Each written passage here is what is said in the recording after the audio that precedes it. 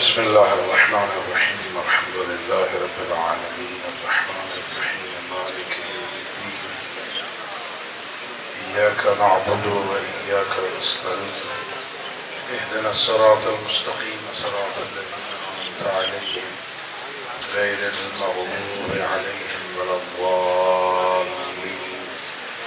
بسم الله الرحمن الرحيم قل هو الله أحد الله الصمد لم يلد ولم يولد ولم يكن له كفوا أحد.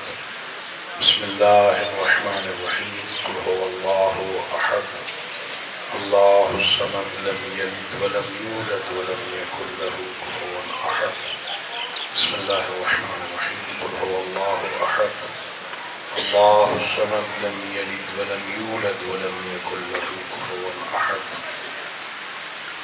اللهم بصواب هذه الفاتحة والسورة المباركة إلى جميع أرواح المؤمنين لا سيما إلى أرواح المرحومين والدي ملك محمد یار ووالد مہر محمد علی بحق أئمة المعصومين عليهم الصلاة والسلام.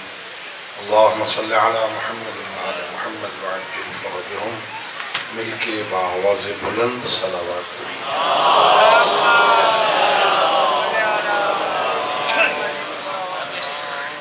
ما شاء الله لا حول ولا قوة إلا بالله العلي العظيم.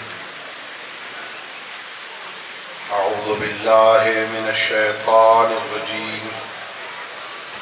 بسم الله الرحمن الرحيم. الحمد لله رب العالمين بارئ الخلائق أجمعين والصلاة والسلام والتحية والإكرام على النبي المؤيد والرسول المسدد المصطفى الأمجد المحمود الأحمد حبيب إله العالمين أبي القاسم محمد اللهم صل على محمد وعلى أهل بيته الطيبين الطاهرين المعصومين الغر الميامين الذين قال الله تعالى في شأنهم إنما يريد الله ليذهب عنكم الرجس أهل البيت ويطهركم تطهيرا.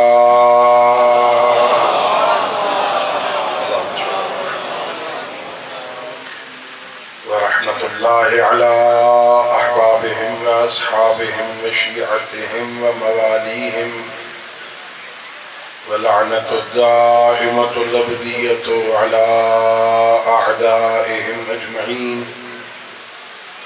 أما بعد فقد قال الله تبارك وتعالى في كتابه المجيد وفرقانه الحميد وهو أصدق الصادقين وقوله الحق. بسم الله الرحمن الرحيم. يرفع الله الذين آمنوا منكم والذين أوتوا العلم درجات. صلوات.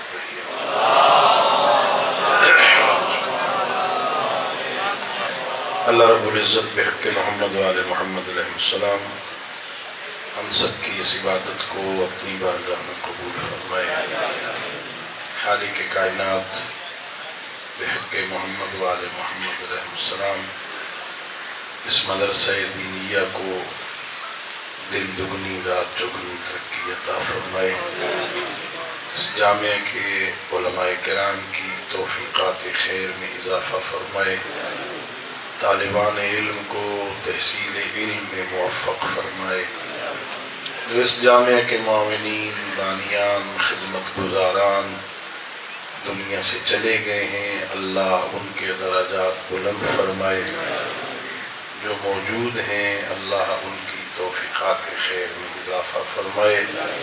اور اللہ رب العزت ہم سب کو اپنے معصوم ہادیوں کی سیرت طیبہ کو سمجھنے اور اس پر عمل کرنے کی توفیق عطا فرمائے. اپنی دعاؤں اور اس عظیم عبادت کی قبولیت کے لیے مل کے بآواز بلند صلوات اللہم صلی علی محمد وآل محمد وعجل فرجہ۔ کافی دیر سے علماء کرام کو آپ سماعت فرما رہے ہیں، اور میں اکثر اس قسم کے اجتماعات میں اپنے معزز سامعین کے حوصلے کی داد دیتا ہوں۔ ایک مولوی سن کے ہضم کرنا مشکل ہوتا ہے، اور ایک کے بعد دوسرا، اور دوسرے کے بعد تیسرا، تیسرے کے بعد چوتھا، اور پھر دھمکی بھی کہ کل پھر سننے ہیں۔ لیکن آپ الحمدللہ حوصلہ مند لوگ ہیں، سارا دن سنا، انشاءاللہ تعالی بہت ساری اچھی باتیں علماء نے بیان کی ہوں گی۔ اللہ انہیں بھی اور ہم سب کو ان اچھی باتوں پر عمل کی توفیق عطا فرمائے، اس لیے کہ جان لینا تو کافی نہیں، جان کے عمل کرنا ضروری ہے، صرف عالم ہو جانا کافی نہیں۔ یہ جتنی باتیں آپ نے صبح سے اب تک سنی ہیں، ان ساری باتوں کے اب آپ عالم ہیں۔ اس دربار حسینی کا ایک فائدہ یہ ہوتا ہے، صحیح مدرسہ وہی ہوتا ہے جو آنے والے طلباء کو علم سکھاتا ہے۔ حقیقی مجلس وہی ہوتی ہے، بندے آئیں تو جاہل ہوں، اٹھیں تو علم سے دامن بھر کے لے جائیں۔ الحمدللہ رب العالمین، آپ کو صبح سے ایسی مجلس نصیب ہوئی ہے جس میں علماء آپ کے دامن کو علم سے بھر رہے ہیں، قرآن کی عظمت بیان فرما رہے ہیں، آل محمد کے ساتھ تمسک کرنے کے طریقے سمجھا رہے ہیں، علی والا ہونے کا مطلب کیا ہے وہ سمجھا رہے ہیں۔ اللہ رب العزت نے اپنے بندوں میں سے جن بندوں کو عزت عطا کی ہے، اللہ فرماتا ہے ہمارے نزدیک بلند درجے ان لوگوں کے ہیں جو صاحب ایمان بھی ہیں، صاحب علم بھی ہیں۔ اب چونکہ آپ بھی الحمدللہ مومن پہلے تھے، اور مسلسل سن سن کے اب آپ بھی عالم ہو گئے ہیں، اب آپ کا درجہ یہ ہے، جہاں آپ بیٹھے ہیں نا، روایتیں ہیں، عالم جب نماز پڑھ رہا ہوتا ہے نا، معصوم فرماتے تمہیں نظر آ رہا ہے اکیلا ہے، اکیلا کھڑا مسجد میں نماز پڑھ رہا ہے، وہ اکیلا نہیں ہوتا، آسمان سے فرشتے اتر کے اس کی اقتداء کرتے ہیں۔ یا علی، میرے معصوم فرماتے ہیں اس کی اقتداء میں فرشتے نماز پڑھتے ہیں، جب نماز سے فارغ ہوتے ہیں نا تو پھر فرشتے اس عالم کے بدن سے اپنے پروں کو مس کرتے ہیں، اللہ ان کے پروں میں خوشبو عطا کرتا ہے جو ان کے پروں میں پہلے نہیں ہوتی ہے، اور پھر جب اڑ کے جا رہے ہوتے ہیں جو فرشتے یہاں نہیں آئے ہوتے وہ پوچھتے ہیں یہ پہلے تو خوشبو نہیں تھی، اب کیسے ہو گئی؟ کہ ہم زمین پہ گئے تھے، ہم نے علوم آل محمد جاننے والے کے بدن سے پروں کو مس دیا تھا۔ عالم ہونا بہت بڑا مقام ہے، طالب علم ہونا بھی بہت بڑا مقام ہے۔ آل محمد نے علم پھیلانے کے لیے بڑی زحمتیں کی۔ علم پھیلانا، لوگوں کو عالم بنانا، یہ اللہ کے دین کی پہلی اغراض میں سے ایک غرض، یعنی اللہ چاہتا ہے بندے عالم ہوں۔ جاہل تو ظاہر ہے، جاہل ہے نا، ہمیں حکم یہ ہے، دیکھو کبھی کوئی نمازی کسی نمازی کو نہیں کہتا نمازیوں سے بچو، اللہ قرآن میں کہہ رہا، اللہ رب العزت اپنے نبی کے ذریعے ہمیں کہہ رہا ہے، اور یاد رکھو ایاکا والمتعبدین بالجہل، جاہل عبادت گزاروں سے بچو۔ بڑی عبادت کر رہا ہے، بڑی نمازیں پڑھ رہا ہے، بڑے سجدے کر رہا ہے، 51 رکعت نماز روز پڑھتا ہے، ابھی سن رہے تھے تلاوت بھی کرتا ہے، روزے بھی سارے رمضان کے رکھتا ہے جاہل۔ معصوم فرماتے ہیں جاہل عبادت گزار سے بچو۔ عالم ہوگا نا، معرفت ہوگی نا، اللہ کی معرفت کے ساتھ جب سجدہ کرے گا نا، پھر اسے مزہ آئے گا، اسے لطف آئے گا، اور پھر جب سمجھ کے سجدہ کرے گا نا، میرا اللہ فرماتا ہے حدیث قدسی میں، اس بندے کو اگر پتہ چل جائے کہ میں نے سجدے میں رکھا کیا ہے، یہ ساری زندگی سجدے سے سر نہ اٹھائے، ہمیشہ سر سجدے میں رکھے، پڑھتا رہے سبحان ربی الاعلی و بحمدہ، ساری نہ اٹھائے۔ میں نے کوئی ایسی نعمتیں رکھی ہیں، چونکہ یہ جانتا نہیں، یہ تو نماز کو چٹی سمجھتا ہے۔ اب مولوی لگ مگاؤ، ہمیں بھی پنجابی میں شروع ہو جاؤں، مولانا سید محمد حیدر صاحب تو چونکہ جھنگ کے تھے، انہیں ذرا آسانی تھی بولنے میں، مجھے ذرا مشکل نہ ہو جائے نا، ہاں بندے سمجھتے ہیں یہ مولویوں نے مصیبت بنائی، پڑھو نماز بھائی پڑھو نماز، مولوی صاحبان پیچھے پیچھے پڑ جاتے ہیں، جو نہیں پڑھتا اسے پتہ نہیں کیا کیا سناتے ہیں۔ اللہ کے بندو، اللہ کو نہیں ضرورت تمہاری نمازوں کی، میں طالب علم ہوں اور ذمہ داری سے کہہ رہا ہوں، اللہ کو تمہاری نمازوں کی ضرورت نہیں، اللہ کو تمہارے روزوں کی ضرورت نہیں۔ اللہ حدیث قدسی میں فرماتا ہے سارے بندے، مرد، عورتیں، کافر، مسلمان، زندہ، مردہ، بچے، جوان، بوڑھے، سارے اکٹھے ہو کے میری بندگی کرنے لگ جاؤ، میری خدائی میں اضافہ نہیں ہوگا۔ میں پھر بھی خدا ہوں، میں پھر بھی رب ہوں، میں پھر بھی اللہ ہوں، میں پھر بھی مالک ہوں، اور اگر سارے میرا دروازہ چھوڑ جاؤ، میری خدائی میں کوئی کمی نہیں آئے گی۔ بس اللہ ہماری نمازوں کا محتاج نہیں ہے، اللہ ہمارے روزوں کا محتاج نہیں ہے۔ یہ 1 مہینہ دوپہر کی روٹی بندوں کی بند کر کے اللہ کوئی خزانے بچانا چاہتا ہے آپ؟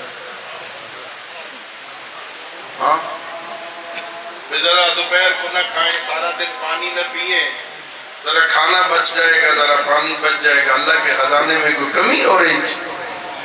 نہیں، وہ اگر اللہ بچانا بھی چاہتا ہے نا، ہم الحمدللہ سحری میں اور افطاری میں اتنا کھاتے ہیں دوپہر کی کمی پوری ہو جاتی ہے، اس سے زیادہ کھا لیتے۔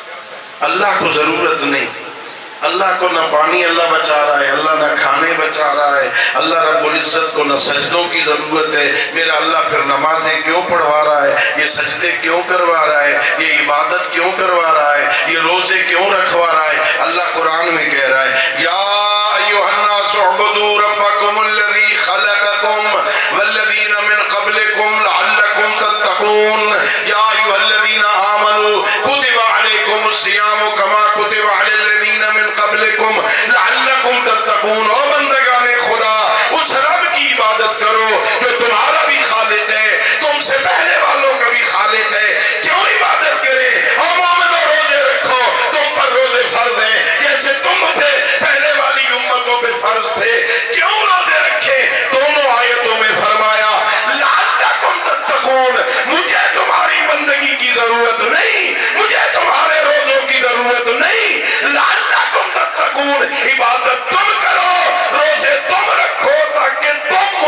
بن جاؤ.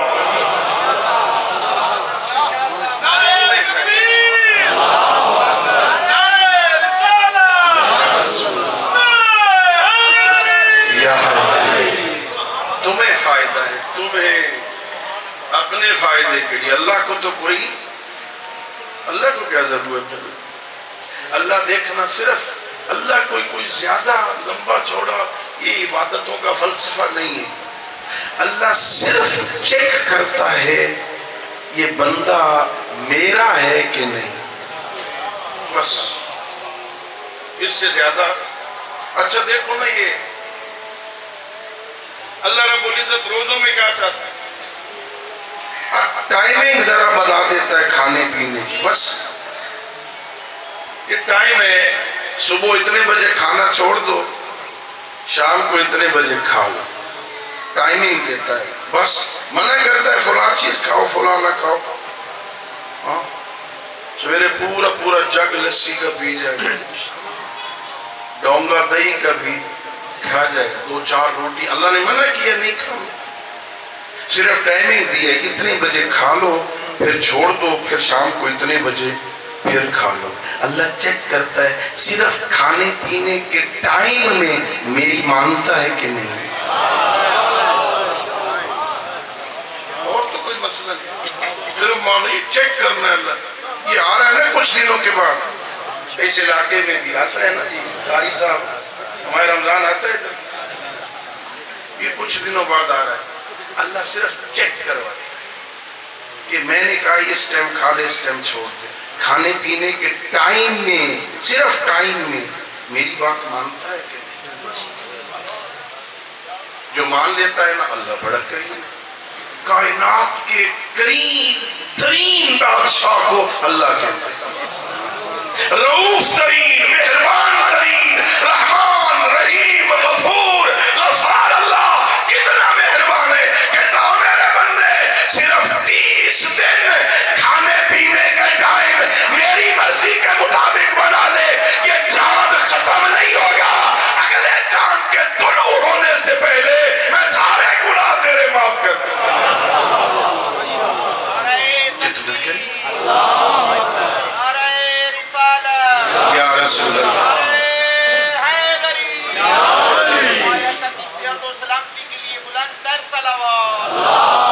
اللہم صلی علی محمد. مغفرت کی لوٹ سیل لگی. یہ ماہ رمضان شروع ہوگا نا انشاءاللہ.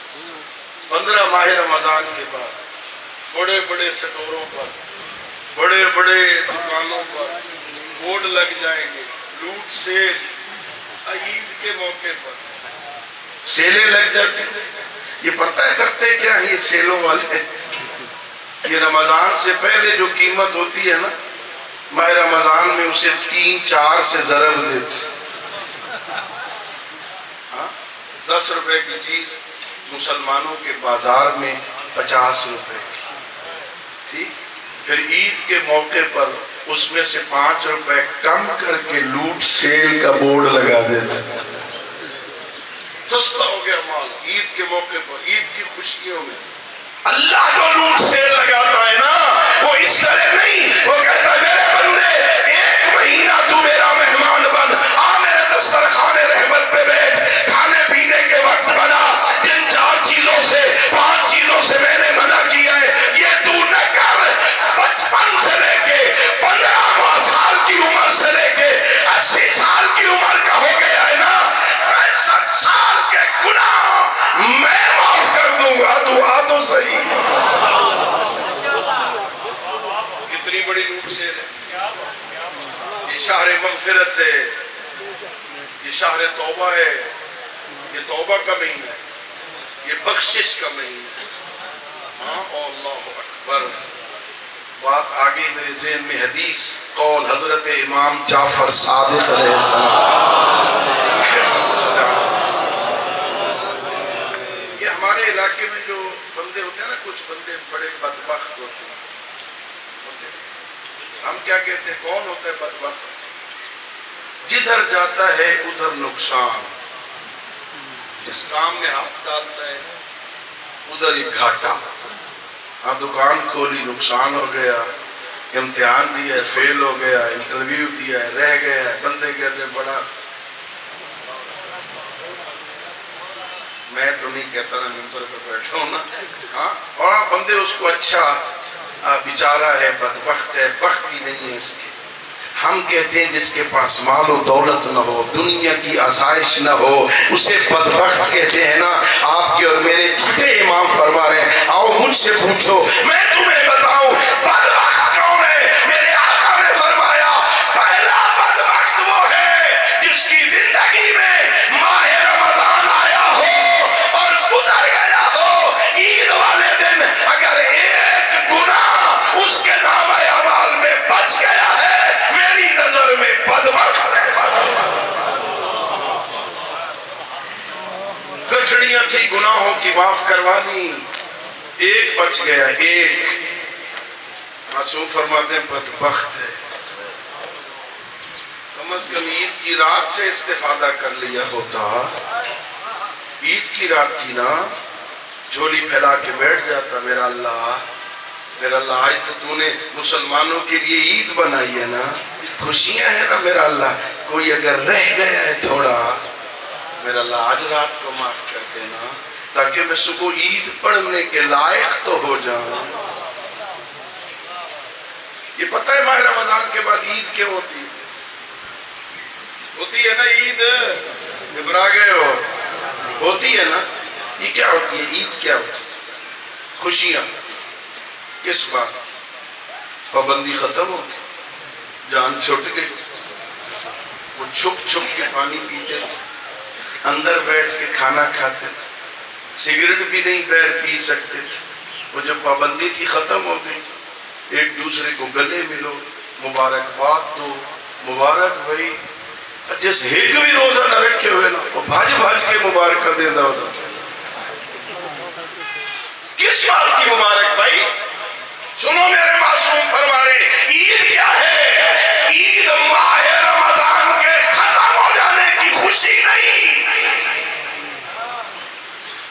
آپ نے پتہ نہیں کیسے رمضان کو الوداع کہنا ہے، میرے چھٹے امام رو کے الوداع کہتے تھے۔ عید کی رات چاند جب طلوع ہو جاتا نا، میرے چوتھے امام روتے، السلام علیکہ یا سید الشہور، السلام علیکہ یا شہر اللہ الاکبر، اے مہینوں کے سردار مہینے زین العابدین کا سلام، اے سب سے بڑے مہینے میرا سلام۔ فرماتے تھے میں زین العابدین تجھے ایسے الوداع کہتا ہوں جیسے صمیمی قلبی دوست کسی قلبی دوست کو دکھی دل سے الوداع کہتا ہے۔ میں رمضان کو دکھی دل سے الوداع کہتا ہوں۔ وہ خوشی رمضان کی ختم ہونے کی خوشی نہیں، کس بات کی مبارک ہے؟ گھر جا رہے اس مومن کے گھر، ماں مولانا مبارک ہو، بھائی جان مبارک ہو، خان صاحب مبارک ہو، ملک صاحب مبارک ہو، کس بات کی مبارک بھائی؟ کبھی سوچا تم نے یہ رمضان ماہ رمضان کے ختم ہونے کی مبارک ہے، روزوں سے جان چھوٹ جانے کی مبارک ہے، وہ پابندیاں ختم ہو جانے کی مبارک ہے؟ نہیں نہیں، میرے معصوم نے فرمایا مومن کے لیے ہر وہ دن عید ہے جس دن اللہ کی نافرمانی نہ کرے۔ یہ رمضان کے بعد عید اس لیے ہے کہ اس مہینے میں یہ اپنے رب کو راضی کرنے میں کامیاب ہو گیا، اپنے گناہ معاف کروانے میں کامیاب ہو گیا۔ عید والے دن اس کے نامہ اعمال میں کوئی گناہ بچا نہیں، اب گلے مل، مبارک ہو تیرے گناہ معاف ہو گئے۔ یہ معنی ہے عید کا۔ اللہ اکبر۔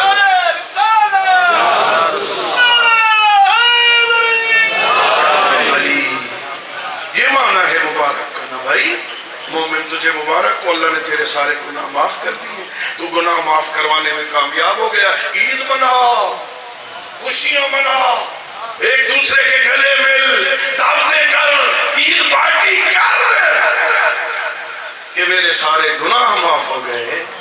اور اگر خدا نہ خواستہ گناہ ویسے ہی ہیں، پھر عید کس بات کی، پھر خوشیاں کس بات کی؟ پھر عید پارٹیاں کس بات کی بھائی؟ پھر مبارکیں کس بات کی؟ پہلا بدبخت وہ ہے جس کی زندگی میں ماہ رمضان آئے اپنے گناہ معاف نہ کروا سکے۔ میرے معصوم فرماتے ہیں دوسرا بدبخت وہ ہے جسے زندگی میں والدین کا سایہ نصیب ہوا ہو، ان کی خدمت نہ کر کے جہنم چلا جائے۔ گھر میں اماں بھی ہے، گھر میں ابا بھی ہے، ان کی خدمت نہیں کرتا، اللہ اکبر، انہیں ناراض رکھتا ہے، خدمت نہ کر کے جہنم چلا گیا۔ مولا فرماتے اس سے بڑا بدبخت کون ہوگا؟ جس کے گھر میں اللہ کی رحمت تھی، جس کے گھر میں اللہ کی بخشش کے بہانے تھے۔ کیسے بہانے؟ ہاں معصوم فرماتے ایک دفعہ صرف چھو کر کے اپنے باپ کے چہرے کو مسکرا کے دیکھے، اللہ ایک حج مقبولہ کا ثواب عطا کرتا۔ بوڑھے والدین، ہاں تو جوان ہو گیا ہے نا بچہ، اب بدن میں طاقت آ گئی ہے نا، اچھی نوکری مل گئی ہے نا، پیسے کمانے لگ گیا ہے نا، اب بوڑھا باپ بھی اچھا نہیں لگتا۔ بابا ذرا بات کرنے دے، کسی اور کو بولنے دے، بابا میری بات سن، میں کیا کہہ رہا ہوں، اپنے بابا کو بولنے نہیں دیتا۔ فرمایا جو بچہ اپنے باپ کے چہرے کو تیز نظروں سے دیکھتا ہے، غصے سے دیکھتا ہے، بولتا نہیں، صرف گھور کے دیکھا، 70 سال کی عبادت ضائع ہو جائے۔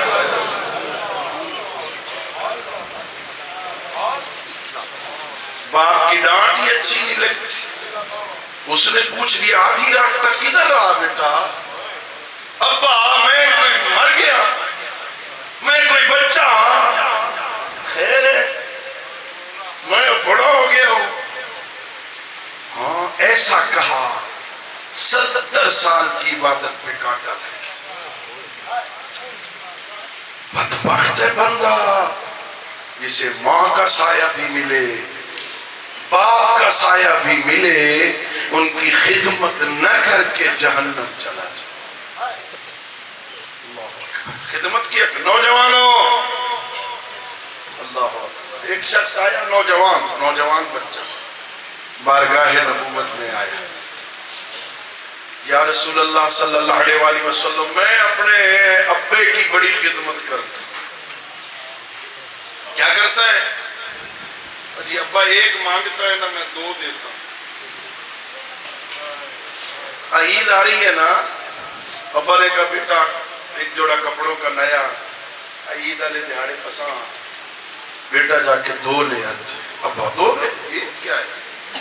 جیکٹ بھی ساتھ، 2 جیکٹیں لے بیٹا، 2 جوڑے جرابوں کے لے دے، نئے 2 جوتے، ایک کہا تو نے میں نے 2 لے دیے۔ یا رسول اللہ میرے بابا نے ایک کہا میں نے 2 لے دیے، میں نے خدمت کا حق ادا کر دیا ہے۔ پیغمبر فرماتے ہیں اسے دیکھ کے تو نافرمان ہے، نافرمان۔ یا رسول اللہ اس نے 1 مانگا میں نے 2 دیے، اس نے 1 مانگا میں نے 2 دیے، نافرمان کیوں؟ اس نے جو مانگا میں نے دیا، پھر نافرمان کیوں؟ اور میرے پیغمبر نے فرمایا بچہ اور نوجوان، بوڑھے کو مانگنے پہ مجبور کیوں کیا؟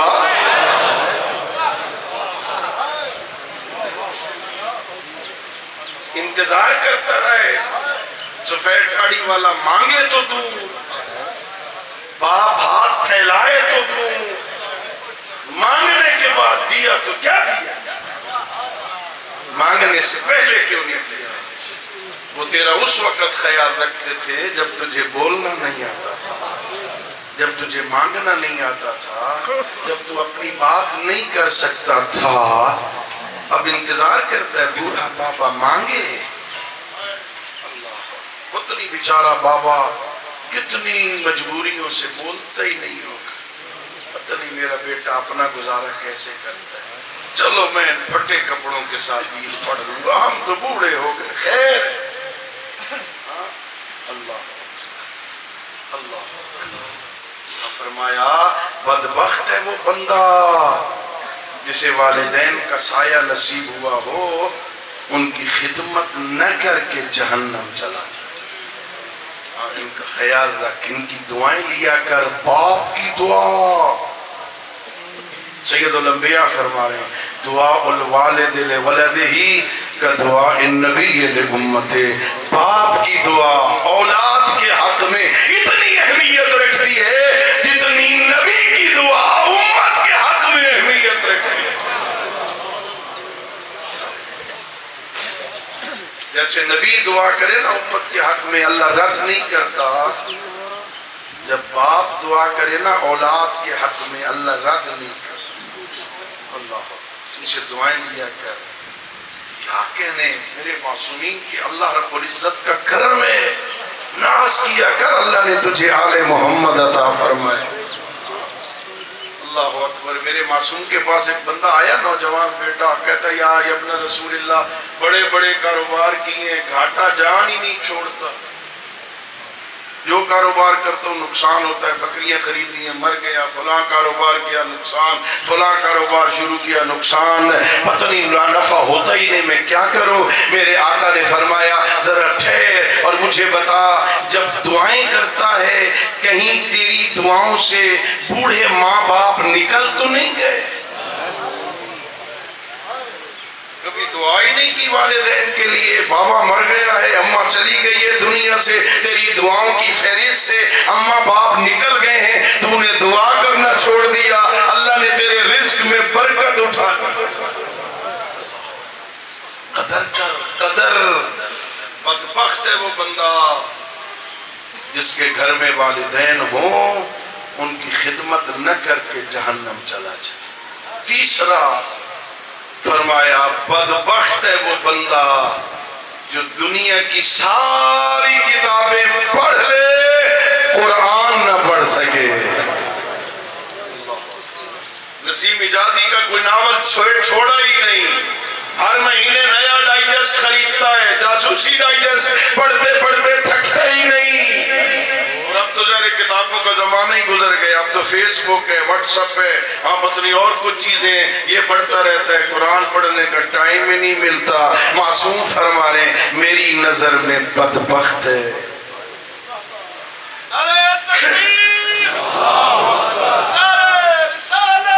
یا رسول اللہ، آپ ابھی سماعت فرما رہے تھے، بڑی تفصیل سے مولانا بیان فرما رہے تھے، قرآن پڑھو، سمجھ کے پڑھو، آپ دقت کر کے پڑھو، سمجھ کے پڑھو نا، لیکن عظمت قرآن یہ ہے نہیں پڑھ سکتا، صرف دیکھتا رہے، اس کی عبادت ہوتی رہتی ہے۔ قرآن سے رابطہ تو رکھنا، پڑھ نہیں سکا اٹھا کے دیکھ لے۔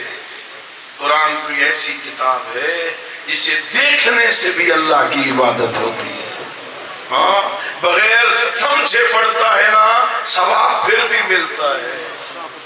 ماہ رمضان میں تو ایک ایک حرف کے بدلے میں، لفظ نہیں، الف لام میم میں 3 حرف ہیں، اور اگر مد شامل کر لی جائے نا تو 4 بن جائیں، الف لام میم 4 ہو جائیں۔ ماہ رمضان میں روزے کی حالت میں الف لام میم پڑھنے سے اگر 4 حرف ہے نا، اللہ 4 ختم قرآن کا ثواب عطا کرتا۔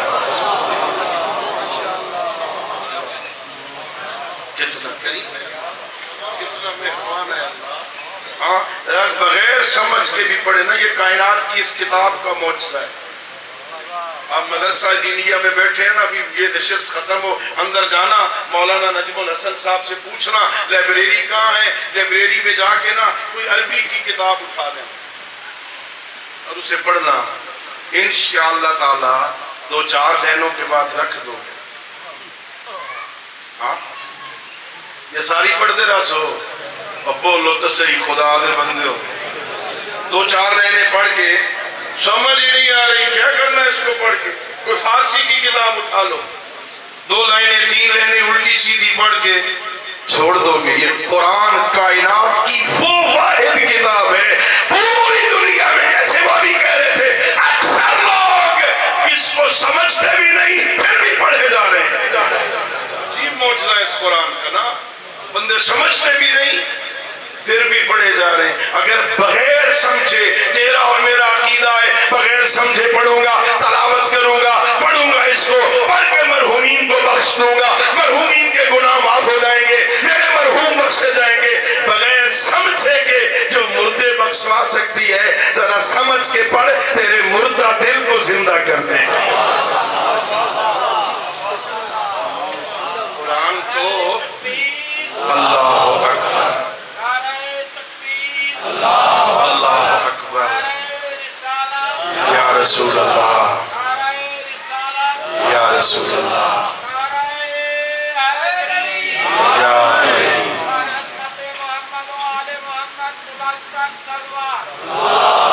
اللہم صلی علی محمد وآل محمد وعجل فرجہ. یہ قرآن مظلوم ہے. قرآن نا ہمارے گھروں میں، مسلمانوں کے گھروں میں مظلوم ہے. کوشش کریں گے، بار سٹال والے سے پوچھیں گے کوئی بہترین کاغذ پہ شائع ہوا ہو قرآن، گولڈن کاغذ پہ ہونا. ہاں میں وہ قرآن لینا چاہتا ہوں. قرآن اچھے کاغذ پہ، بہترین پرنٹ، بہترین بائنڈنگ، بہترین، ہاں اس کی پرنٹنگ ہونا. اسے خریدیں گے، پھر گھر لے جائیں گے، بچوں کو نہیں دیں گے، اسے سنبھال کے غلافوں پہ غلاف لپیٹ کے. میرے جھنگ اور سرگودا کی ثقافت ہے نا، کپڑے خرید کے لائے نا، آدھا گز بچ گیا، اب اس کو کیا کریں؟ قرآن کا غلاف بنا دو. آدھے گز کپڑے کو کدھر لے جائیں؟ قرآن کا غلاف بنا دو. اگلی دفعہ پھر آدھا گز پھر بچ گیا، اس کے اوپر اور چڑھا دو. 5-7 غلافوں میں لپیٹ کر دروازے کے اوپر. پرانے زمانے میں جب کچے کوٹھے ہوتے تھے نا، دروازے کے اوپر تو بڑی بڑی میخیں لگا کے اس کے اوپر قرآن رکھتے تھے. اب الماریوں کو تالے لگا دیتے ہیں، الماری میں رکھ دے گا، تالا لگا دے گا. اور مسلمانوں، قرآن کو قید نہ کرو،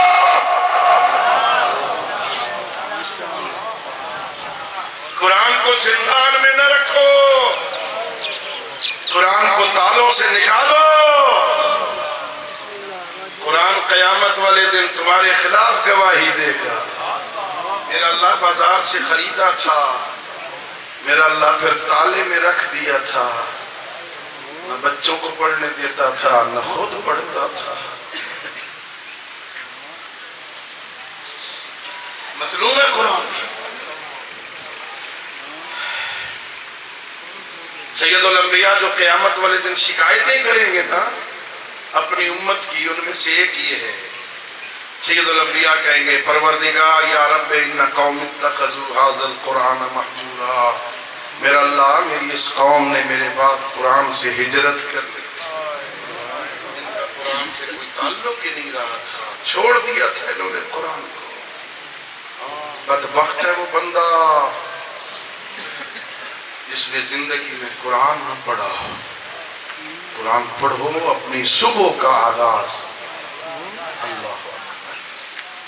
ہمارے اس علاقے میں رسم یہ ہے، اب بندہ سویرے سویرے نکلا گھر سے کام کاج کے لیے نا، کچہری جا رہا ہوں، تاریخ ہے، کہیں اور کوئی کام جا رہا ہوں، سارا دن گھر سے نکلا نا، گلی میں کوئی بندہ سامنے آ گیا، کوئی بندہ میں ذکر نہیں کرتا، کوئی سامنے آ گیا، سارا دن کچہریوں میں دھکے کھائے، کوئی کام نہیں ہوا نا، رات کو واپس آئے گا نا، گھر بیٹھتے ہی کہے گا سویرے سویرے فلانا متھے لگا، نا مراد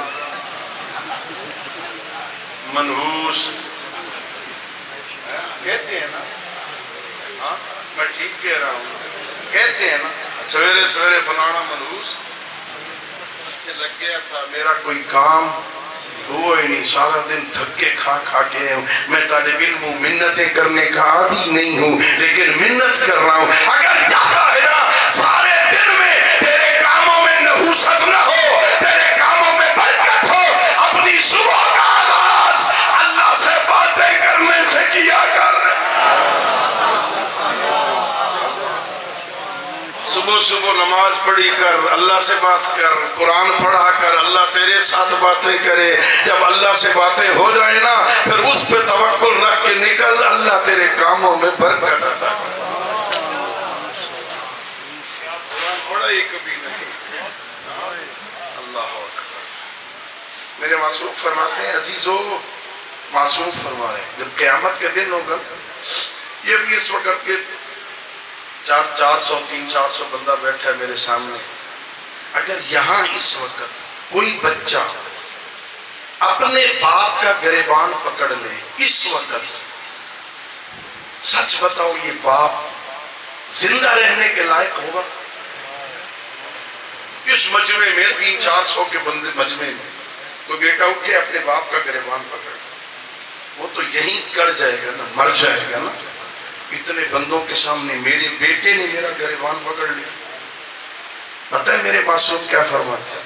میرے معصوم فرماتے ہیں جب قیامت کا دن ہوگا نا، قیامت کا دن، حضرت آدم سے لے کے قیامت تک کی ساری انسانیت اس میدان محشر میں ہوگی. نبی ہوں گے، رسول ہوں گے، امتیں ہوگی. اس وقت اس بڑے محشر میں کچھ بچے اٹھیں گے، اپنے باپ کے گریبان کو پکڑیں گے، کھینچتے ہوئے بارگاہ ربوبیت میں لائیں گے. میرا اللہ، یہ ہے میرا باپ جس نے مجھے قرآن نہیں پڑھایا تھا.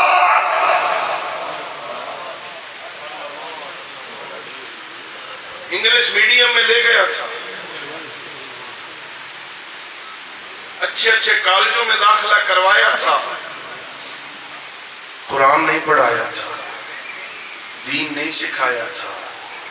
ہاں دین کے مسئلے نہیں بتائے تھے. ساری زندگی نہ باپ کو وضو کرنے کا ڈھنگ آیا نہ بیٹے کو، ہے بڑا مسلمان. میرے معصوم فرما رہے ہیں بدبخت ہے وہ بندہ ساری کتابیں پڑھ لے، قرآن نہ پڑھ سکے.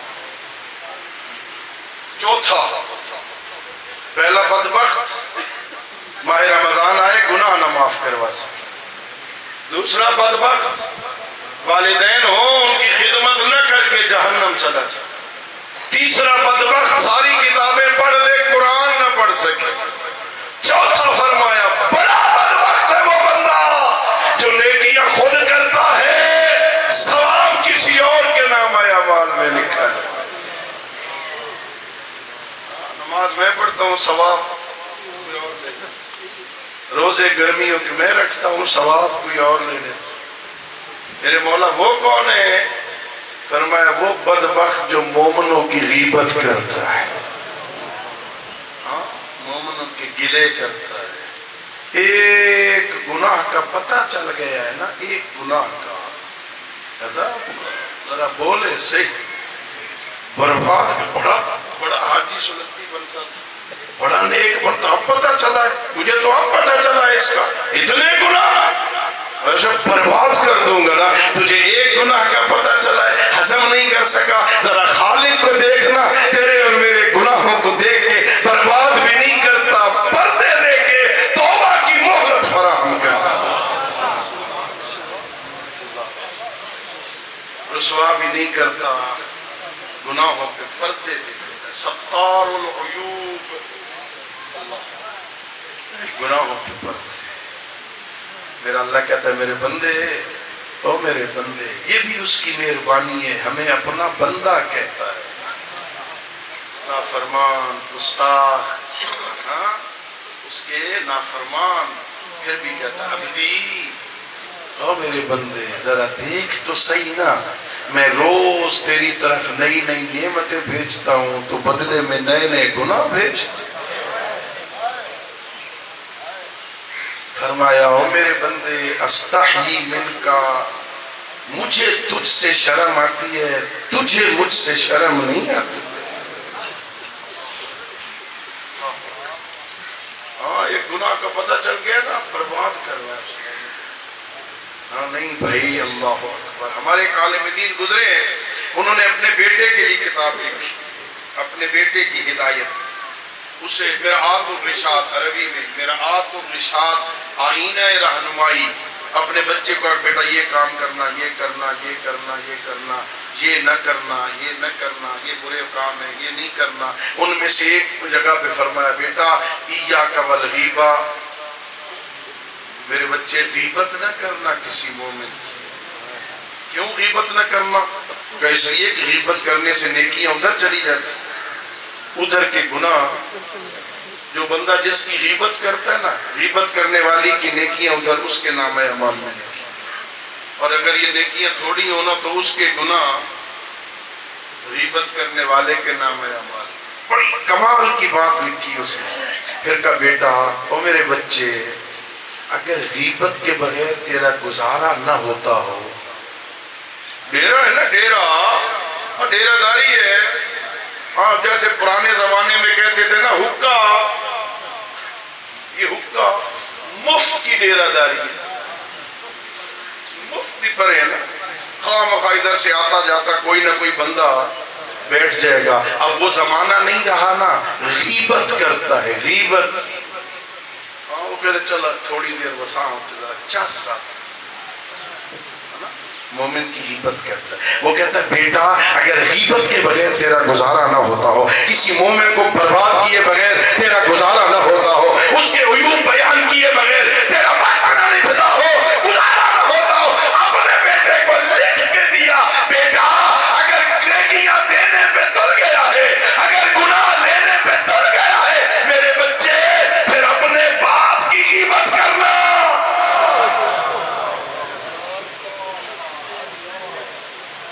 نیکیاں دینا چاہتا ہے کسی بازاری کو کیوں دیتا ہے؟ اپنے باپ کو دینا۔ کسی کے گناہ اپنے گلے لینا چاہتا ہے نا، عام بندے کے گناہ کیوں لیتا ہے؟ اپنے باپ کے لے۔ اپنی ماں کی غیبت کرنا، اپنی بہن کی غیبت کرنا، اپنے بھائی کی غیبت کرنا، کون کرے گا باپ کی غیبت؟ کون کرے گا ماں کی غیبت؟ کون کرے گا بیٹی کی غیبت؟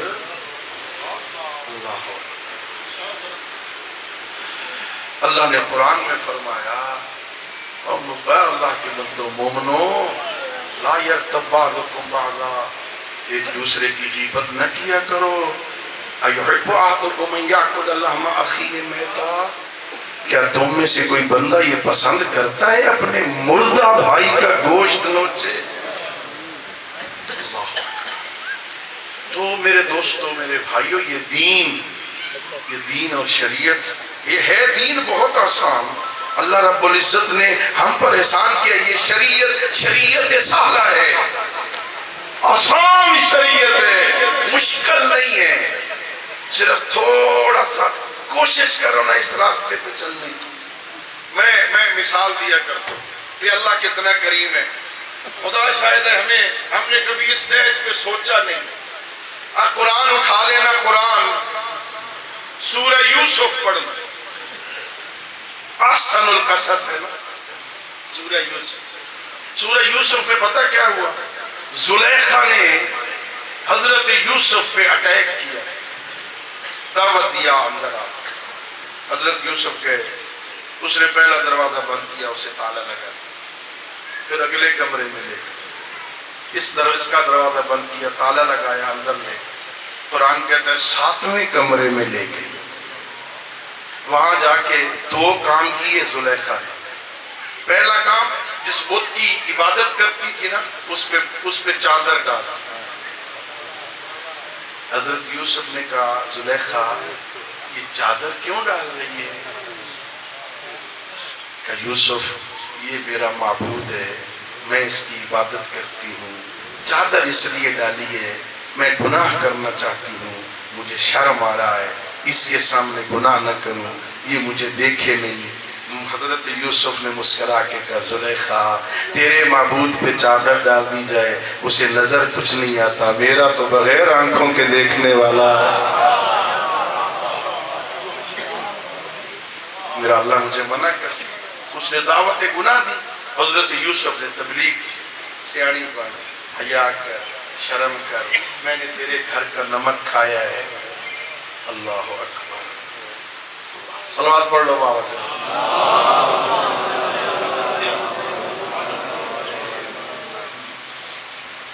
جان چھوٹ نہیں گئی؟ چلو 2 جملے سنو اور مجھے اجازت دو۔ ہاں، حضرت یوسف نے تبلیغ کی، اس پر تبلیغ کا اثر کچھ نہ ہوا، اللہ قرآن میں کہتا ہے. پھر حضرت یوسف نے میری طرف توجہ کرنا بھائی, حضرت یوسف نے دوڑنا شروع کیا. کدھر دوڑے حضرت یوسف؟ وہ تو دیکھ رہے تھے کہ تالے لگے ہوئے. حضرت یوسف کدھر دوڑ رہے ہیں؟ ان بند دروازوں کی طرف. قرآن کہتا ہے حضرت یوسف جس دروازے پہ پہنچتے وہ دروازہ کھل جاتا, اگلے پہ پہنچے وہ کھل گیا. اللہ سمجھا رہا ہے, اور میرے بندے تو ذرا میرے راستے پہ چل تو صحیح, میں بند دروازے بھی کھول دیتا ہوں.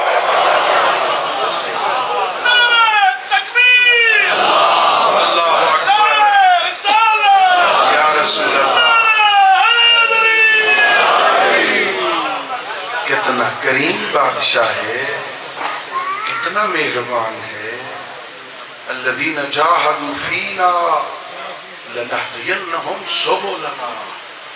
جو ہماری راہ پہ چلنے کی کوشش کرتے ہیں نا, ہم اس کے لیے راستہ نہیں, سبل جمع ہے سبیل کی, ہم اس کے لیے راستے کھول دیتے ہیں. ایک راستہ نہیں, کئی راستے کھول دیتے ہیں. تو چل تو صحیح ہماری راہ پہ, ہمارا بندہ بن تو صحیح, ہماری بارگاہ میں آ تو صحیح. آنا تیرا کام ہے, ہاتھ اٹھانا تیرا کام ہے, معافی مانگنا تیرا کام ہے, قبول کرنا میرا کام. بڑا کریم ہے نا, اس نے خود معافی کے لیے پورا مہینہ بنا دیا. شہر التوبہ, پورا مہینہ معاف کر. 30 دن ہے آجا. پھر ان میں لیلۃ القدر بنا تھی, آجا. پھر توبہ کرنے کے ڈھنگ بھی سکھا دیے. جب توبہ کرنا چاہے نا تو سر پہ قرآن صامت رکھ لے, زبان سے قرآن ناطق کا وسیلہ دے دے. سر پہ قرآن رکھ لے, زبان سے کہہ دے بے محمد بے محمد بے محمد بے علی بے فاطمہ بالحسن والحسین. توبہ کرنے کا سلیقہ بھی بتا رہا ہے. تو میرے گھر آ, میرے دربار میں آ, میری طرف متوجہ ہو, آ ان کو وسیلہ بنا, تو توبہ کر, میں معاف کر.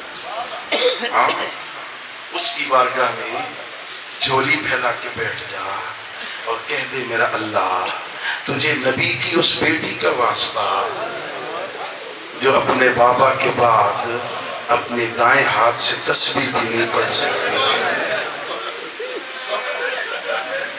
اجرکم اللہ. میرا اللہ, تجھے نبی کی اس اکلوتی بیٹی کا واسطہ جو دربار سے واپس آئی ہے نا, جب تو علماء نے لکھا ہے روتی دھوئی آئی, گر پڑی اپنے گھر میں آ کے, اٹھ کے بیٹھ نہیں سکی نا, گری ہے. جناب زینب کبریٰ آ کے کہتی ہیں اماں کیوں رو رہی ہے, کیا ہوا جو حق نہیں ملا؟ میری آقا زادی نے کہا زہرا بیٹی زینب, میں اپنے حق کو نہیں رو رہی, جو حالت میں دربار کی دیکھ آئی ہوں نا, مجھے یقین ہو گیا ہے اب تیری چادر نہیں بچے. الا لعنت اللہ علی القوم الظالمین وسيعلم الذین ظلموا أي منقلب ينقلبون.